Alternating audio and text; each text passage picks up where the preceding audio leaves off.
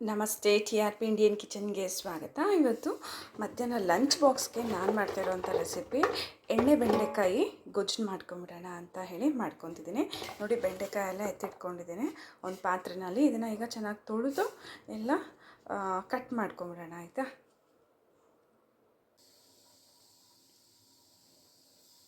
ಬೆಂಡೆಕಾಯಿ ಎಲ್ಲ ಚೆನ್ನಾಗಿ ತೊಳೆದು ಕಟ್ ಮಾಡಿ ಆಗಿದೆ ನೋಡ್ಬೋದು. ಈಗ ಇದನ್ನು ಹುರ್ಕೊಬೇಕು ಅಂಟು ಹೋಗೋ ತನಕ. ಹಾಗೆ ಸ್ವಲ್ಪ ತೆಂಗಿನಕಾಯಿ ಎತ್ಕೊಂಡಿದ್ದೀನಿ, 1 ಇಡಿ ಆಗೋಷ್ಟು ತೆಂಗಿನಕಾಯಿ.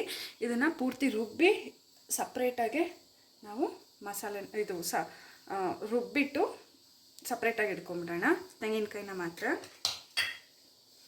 ಹಾಗೆ ನೋಡ್ಬೋದು, ಟೊಮೆಟೊ ಎತ್ತಿಟ್ಕೊಂಡಿದ್ದೀನಿ. ಟೊಮೆಟೊನೂ ಅಷ್ಟೇ ರುಬ್ಬಿ ಇದನ್ನು ಸಪ್ರೇಟಾಗಿ ಇಟ್ಕೊಂಬಿಡೋಣ, ಓಕೆನಾ. ಹಾಗೆ ಒಂದು ಬಟ್ಲು ಪೂರ್ತಿ ಆಗೋವಷ್ಟು ಹುಣಸೆಹಣ್ಣು ನೋಡಿ, ನೀರಲ್ಲಿ ಒಂದು ಅರ್ಧ ಇಡಿ ಆಗೋಷ್ಟು ಹುಣಸೆಹಣ್ಣು ನೆನೆಸಿದ್ದೆ. ಚೆನ್ನಾಗಿ ನೆಂದಿದೆ, ರಸನೂ ಚೆನ್ನಾಗಿ ಬಿಡುತ್ತೆ ನೋಡಿ. ಫಸ್ಟ್ ನೆನೆಸ್ಕೊಂಬಿಡಿ, ಹುಣಸೆಹಣ್ಣು ರಸ ಚೆನ್ನಾಗಿ ಬಿಟ್ಟಿರುತ್ತೆ.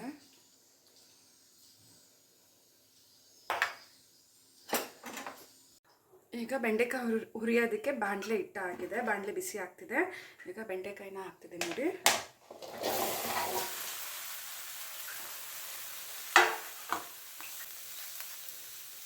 ಸ್ವಲ್ಪ ಎಣ್ಣೆ ಹಾಕೋಣ, 1 ಸ್ಪೂನ್ ಆಗುತ್ತೆ ಎಣ್ಣೆ.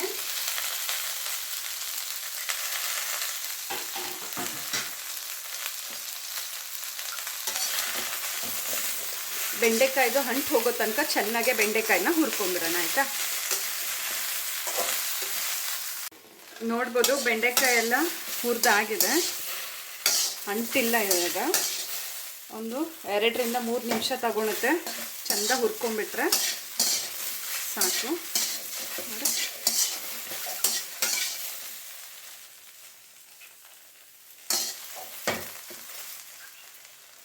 ಈಗ ಇನ್ನೊಂದು ಬಾಣಲೆ ಇಟ್ಟಾಗಿದೆ. ಈಗ ಬಾಣಲೆ ಬಿಸಿ ಆಗ್ತಿದೆ, ಎಣ್ಣೆ ಹಾಕ್ಬಿಡೋಣ.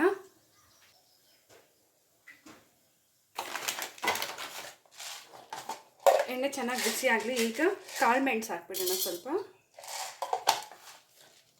ಹಾಗೆ ಒಗ್ಗರಣೆಗೆ 3 ಈರುಳ್ಳಿ ಸಣ್ಣದಾಗಿ ಕಟ್ ಮಾಡಿದ್ದೀನಿ. ಹಾಗೆ ಗುಂಡು ಮೆಣಸಿನ್ಕಾಯಿ ಎತ್ಕೊಂಡಿದ್ದೀನಿ. ಗುಂಡು ಮೆಣಸಿನ್ಕಾಯಿ ಅಥವಾ ಬಾಡಿಗೆ ಮೆಣಸಿನ್ಕಾಯಿ, ಖಾರ ಮೆಣಸಿನ್ಕಾಯಿ ಯಾವುದಾದ್ರೂ ಹಾಕ್ಬೋದು, ಓಕೆನಾ.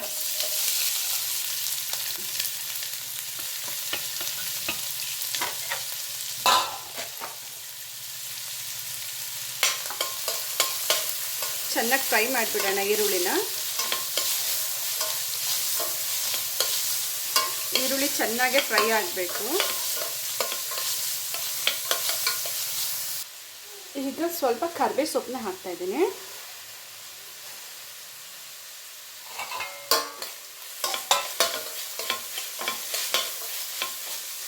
ಈರುಳ್ಳಿ ಬಂದು ಚೆನ್ನಾಗಿ ಫ್ರೈ ಆಗಬೇಕಾಯ್ತಾ, ಎಣ್ಣೆಯಲ್ಲಿ ಚೆಂದ ಫ್ರೈ ಆದ್ರೇ ನಮಗೆ ಎಣ್ಣೆ ಬೆಂಡೆಕಾಯಿ ಗೊಜ್ಜು ಚೆನ್ನಾಗಿರೋದು.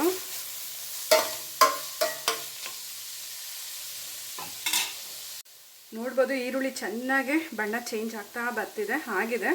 ಈಗ ನಾವು ರುಬ್ಬಿರೋ ಅಂಥ ಟೊಮೆಟೊ ಹಾಕೋಣ.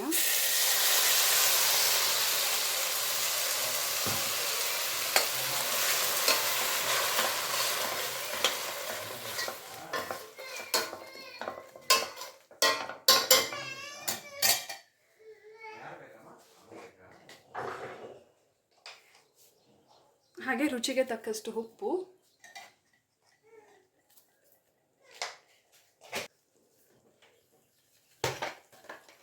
ಸ್ವಲ್ಪ ಅರಿಶಿನ ಪುಡಿ,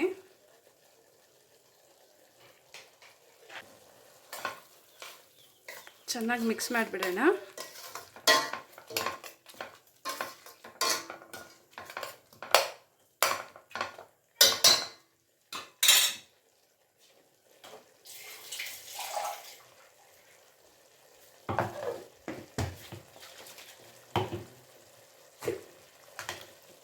ಟೊಮೆಟೊ ಜಾರಿಗೆ ಒಂದು ಸ್ವಲ್ಪ ನೀರು ಹಾಕಿ ಹಾಕ್ಕೊತಿದ್ದೀನಿ.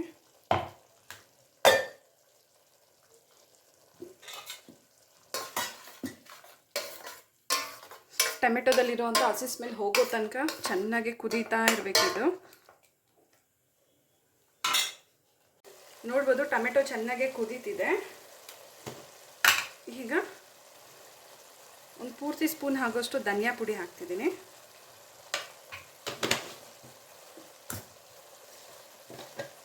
ಖಾರಕ್ಕೆ ಎಷ್ಟು ಬೇಕೋ ಅಷ್ಟು ಖಾರದ ಪುಡಿ,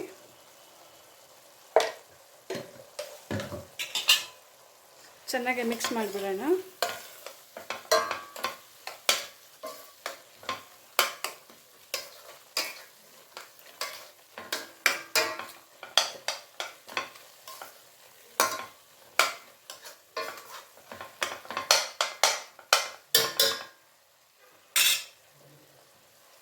ಈಗ ಹುಣಸೆಹಣ್ಣು ರಸ ಹಾಕೋಣ.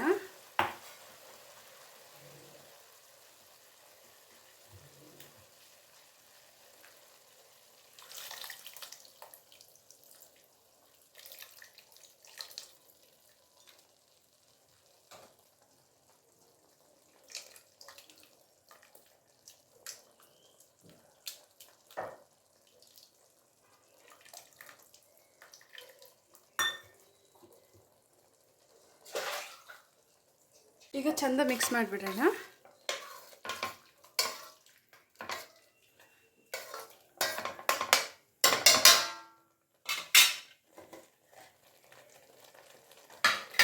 ಈಗ ಲಾಸ್ಟ್ಗೆ ನಾನು ರುಬ್ಬಿರೋ ಅಂಥ ತೆಂಗಿನಕಾಯಿನ ಹಾಕ್ತಿದ್ದೀನಿ.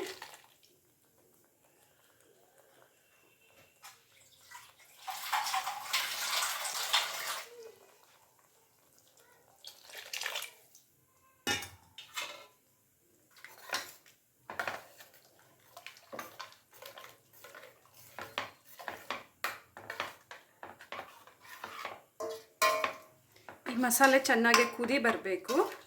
ಕುದೀಲಿ ಈ ಮಸಾಲೆ ಚೆನ್ನಾಗೆ.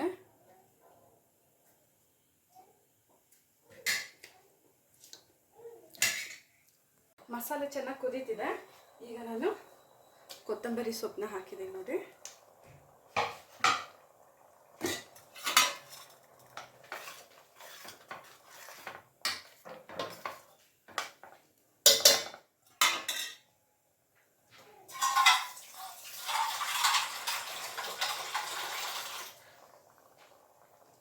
ನೀರು ಸ್ವಲ್ಪ ಹಾಕ್ತಿದ್ದೀನಿ.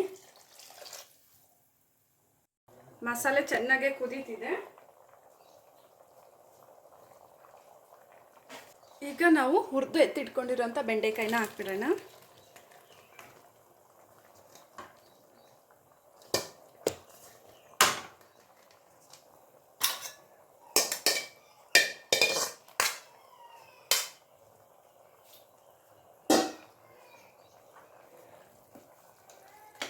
ಚೆನ್ನಾಗಿ ಮಿಕ್ಸ್ ಮಾಡೋಣ. ಈಗ ಮಸಾಲೆನಲ್ಲಿ ಒಂದು ಬೆಂಡೆಕಾಯಿದು ಇನ್ನೊಂದು 5 ನಿಮಿಷ ಮೀಡಿಯಮ್ ಫ್ಲೇಮ್ನಲ್ಲಿ ಕುದಿ ಬರಲಿ. ಆಗ ನಮಗೆ ಗೊಜ್ಜಲ್ಲಿರೋ ಅಂಥ ಎಣ್ಣೆ ಅಂಶ ಎಲ್ಲ ಬಿಡೋಕ್ಕೆ ಶುರು ಆಗುತ್ತೆ. ಇನ್ನೊಂದು 5 ನಿಮಿಷ ಕುದಿ ಬಂದಮೇಲೆ ಬೆಂಡೆಕಾಯಿಗೂ ಒಳ್ಳೆ ಮಸಾಲೆ ಹಿಡಿತದೆ ಈ ರೀತಿ ಮಾಡೋದ್ರಿಂದ. ಇಲ್ಲ ಮೊದಲೇ ಬೆಂಡೆಕಾಯಿ ಹಾಕ್ಬಿಟ್ರೆ ತುಂಬ ಬೆಂದೋಗ್ಬಿಡುತ್ತೆ. ಬೆಂಡೆಕಾಯಿ ಒಳ್ಳೆ ಪಚಡಿ ಥರ ಆಗಿ ಇನ್ನೂ ಅಂಟು ಬಿಡುತ್ತೆ. ಹಾಗಾಗಿ ಈ ರೀತಿ ಮಾಡಿ ಚೆನ್ನಾಗಾಗುತ್ತೆ.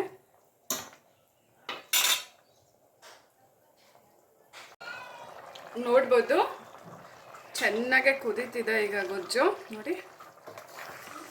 ಎಣ್ಣೆ ಬೆಂಡೆಕಾಯಿ ಗೊಜ್ಜು ಸೂಪರಾಗಿ ರೆಡಿ ಆಗಿದೆ. ಸೊ ನೋಡಿದ್ರಲ್ಲ ನಮ್ಮ ಇವತ್ತಿನ ರೆಸಿಪಿನ. ಹಾಗೆ ನೀವು ಟ್ರೈ ಮಾಡಿ ಹೇಗೆ ಬಂತಂತ ಹೇಳಿ ಕಮೆಂಟ್ ಮಾಡೋದನ್ನ ಮರಿಬೇಡಿ. ಇನ್ನೂ ಹೊಸ ಈಸಿ ರೆಸಿಪೀಸ್ಗಾಗಿ ಈಗಲೇ ಚಾನಲ್ನ ಸಬ್ಸ್ಕ್ರೈಬ್ ಮಾಡ್ಕೊಂಬಿಡಿ. ಥ್ಯಾಂಕ್ ಯು, ಬಾಯ್. ನಾನು ಸ್ಟವ್ನ ಆಫ್ ಮಾಡಾಯ್ತು ಈಗ.